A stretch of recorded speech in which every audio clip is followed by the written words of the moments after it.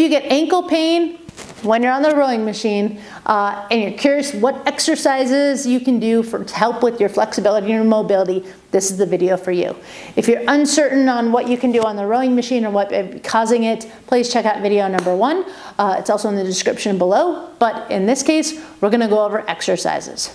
So to start, one of the muscles that can get aggravated pretty easily is actually this tibialis anterior. They're responsible for bringing my toes up towards my shin, or that dorsiflexion movement that we get when we're at the catch position. Now, a lot of us doing it in rowing is a little bit passive. However, we can get some shin things if that is weak. There's not a ton of ways to work these muscles, and sometimes you have to build a contraption to do it. However, I'm gonna show you 2 different ones, and you can do this sitting or standing for this one.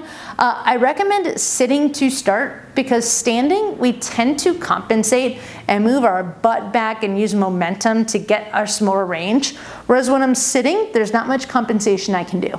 So just sitting here, leaving your heels on the floor, just bring your toes up, hold for 3 seconds, and then relax. Now you might notice I've got one going farther than the other, and I didn't realize how far until I saw myself in this video.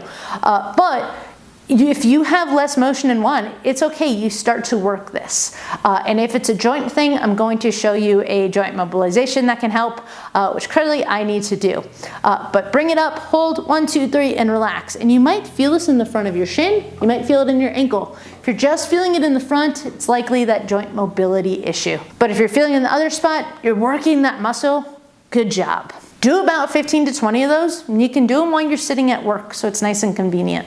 So another way that you can work those front shin muscles is taking a band, and I've got a link in the description to the ones that I've got, but you can take them and put them around the middle of your feet.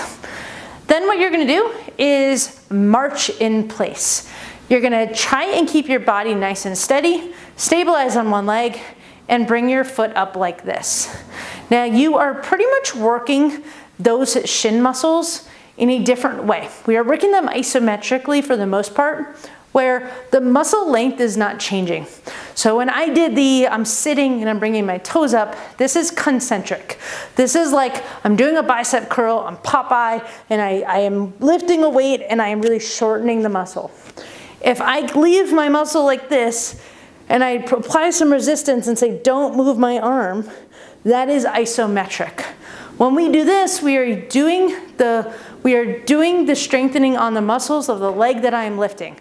I am trying to keep my foot in the same position it was on the ground and then just lifting up. This also works your hip flexors, so it's kind of a 2 for 1. Try not to do too much wobbling to the side like that. Keep yourself nice and stable, but it does work your hip flexors and your shin muscles at the same time.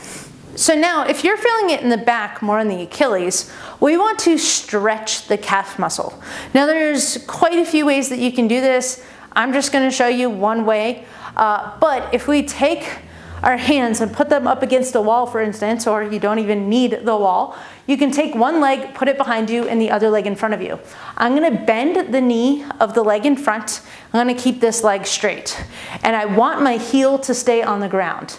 Now, as I go forward, you might end up just feeling this in the hip flexor, turning it into a hip flexor stretch, but really we're trying to isolate that calf, so if you need to kind of step further into more of a lunge, keep that heel down and you should feel it in the back of your calf. If you have a lot of calf flexibility, you might not feel this, so I will show you another way to do this. This is working those big calf muscles like we think of when we see, ooh, that person has impressive calves. Those big calf muscles, that's what you're stretching with this. Then there's a tiny little muscle in the middle underneath those 2 big calf muscles called your soleus. That muscle does not cross your knee, which means to get it, we actually bend the knee in the back and then do the same thing, keep my heel down and lean forward till you feel it. Usually people end up feeling that a little bit more towards the Achilles. Now another way that you can do this is going up to a wall, leaning back and bringing your heel kind of as close to the wall as you can, having your foot on the wall and then gently leaning forward. I find that this is my favorite way. For some people this goes too much into their toes, so if that's you, try the other way. But Once you kind of get into this position, you can feel that stretch. Then you can come out of it, put a little bend in your knee and do the same thing where you lean forward, and it should change the position where you're feeling that stretch. So that's 2 different calf stretches, one for your gastroc, one for your soleus. And the last exercise I'm gonna show you, you need a different type of band than we used for that lifting your leg up one. This exercise is for joint mobility. So if you're just feeling like a pinching or a stopping from the joint, usually in the front of your ankle, like kind of in the bone when you're at the catch position, you want to get these thicker, heavier bands. With these bands, you need to attach it to something. These don't usually have a way to attach them to a door, so you need to find something to kind of tie them around or loop them around. When you put this in, you want it to be down low by your ankle. I do find that I like to do this with shoes off, but what you're gonna do once you have that band in a low position, and sorry, this is the best I can do in my really cramped positioning, what you're gonna do is you're gonna take this band and you're gonna put it right into the crease of your ankle. Then you're gonna step out until you have a solid amount of resistance. Again, make sure this is attached to something that's not gonna move on you. But once you kind of have it there, some people like to do this for the foot that's in front. Some people like to do it front and the back. Whatever is most comfortable for you. Personally, I like to do it on the foot that's in the back.